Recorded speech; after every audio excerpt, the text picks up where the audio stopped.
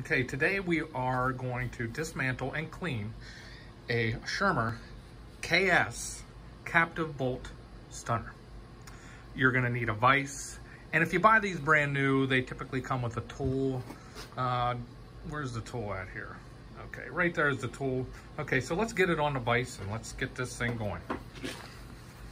Okay, so he's gonna take the top part off there. You guys, if you use these, you know what he's doing there. And it's important to regularly maintain these and clean them. I got my guy. Now he's as strong as an ox, so he may... Okay, we didn't break that loose before we made the video. No, it's gonna go off that easy for everybody that tries this, okay? Okay, he's dismantling top part there where the capsule goes, and there's a plastic kind of little shield that slides right off of there. And then there are some, that's a rubber bushing. And then when you take this stuff off, you make sure you have it in the order in which it comes off, and make sure you, see now, oh John, that just fell out. See, you're screwing this up already. Come on, we gotta do this on one take here. Okay, there's a little, there's a rubber washer there on the top of that plastic shield, and a rubber washer on the bottom. Okay, so just make sure you don't do what we do. How about that? This is a, so now we got to get that firing pin out of there. And if I recall, this was kind of a bit of a pain in the butt. It should just back right out, and you can again use that tool to kind of push. Okay. Firing pin, you remove that, and again, you got to make really sure, very careful on all these bushings. Some of them are in a certain order. Some of your smaller ones are towards the top. Direction. Yeah, and direction. Yeah, we found that out. So just make darn sure, if you're not completely replacing all the bushings, that you get all those bushings back the exact same way they were. So this is where you get some rem oil or some gun oil, and you know, you want to clean all that crap out of there. Okay, so spray that out good. Oh boy. And then it comes with a little brush there that you can screw onto the end there. Get that gunpowder and little bitty pieces of skull, and get that all out of there. Okay. And a boy. Okay. Our next spot here he's cleaning is where the charge goes in, and where a lot of you have a lot of gunpowder built up. So what he's doing is he's taking that little brush and he sprayed some rem oil on there. He's just going over it pretty much. If you know how to clean a gun, or good. Okay. Next is the rod itself, the bolt itself. Okay. So what we're gonna do here is we're gonna take this in to our cart here. Okay, and he's going to carefully lay out each bushing in a row. And like I said, a lot of these bushings are directional, and you'll see, and this is where you can really inspect these bushings, make sure if they're cracked or if they're just shot. You can get kits from the company, or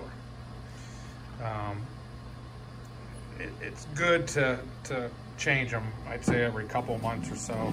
I don't know what the recommendations, I'm sure, but what he's going to do here is he's going to clean this rod up, that bolt, get her all lubed up. Get her lubed up there, Johnny had up, boy. Get her lubed up there. Very important. Keep things moving good. So he's just going to take the bolt part and just basically clean it down so there's no excess oil, or don't want too much, but just get the little bits of skull and gunpowder that's on that top part there. And at this point you can inspect for wear. Okay, I thought you said you weren't going to say anything. Okay, you're missing things. Okay, all right. So you inspect for wear. At this point we're going to inspect for wear on the bolt itself. After careful examination, Johnny has determined that that's okay. Now these bushings, we probably could replace these bushings, but we're not going to because we don't have any right now. This is mainly just a general maintenance video, but he's gonna just go over them, kind of clean some of the crud off of them. But this is where you'd probably want to just get new. Okay, so now we are reassembling all the bushings.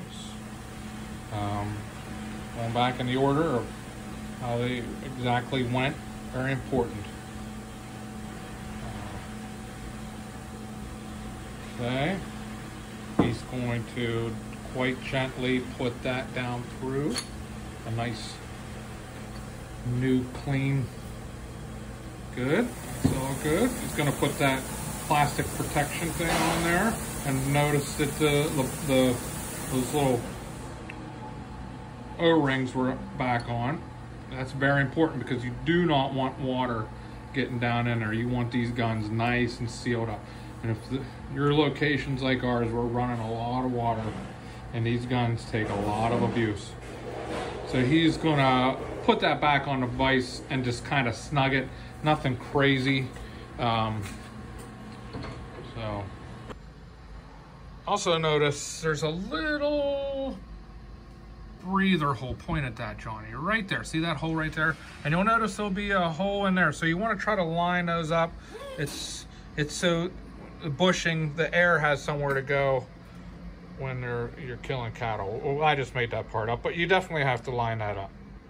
Okay, so before we crank this back on, we like to get a little bit of food grade grease and put this back on. Now he's making a hell of a mess out of this, but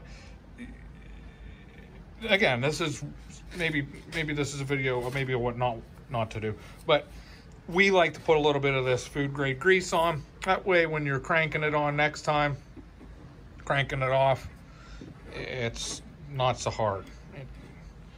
So he's just gonna nice and snug put that in, give it a little crank. You're not gonna crank it too heavy, are you, John? No.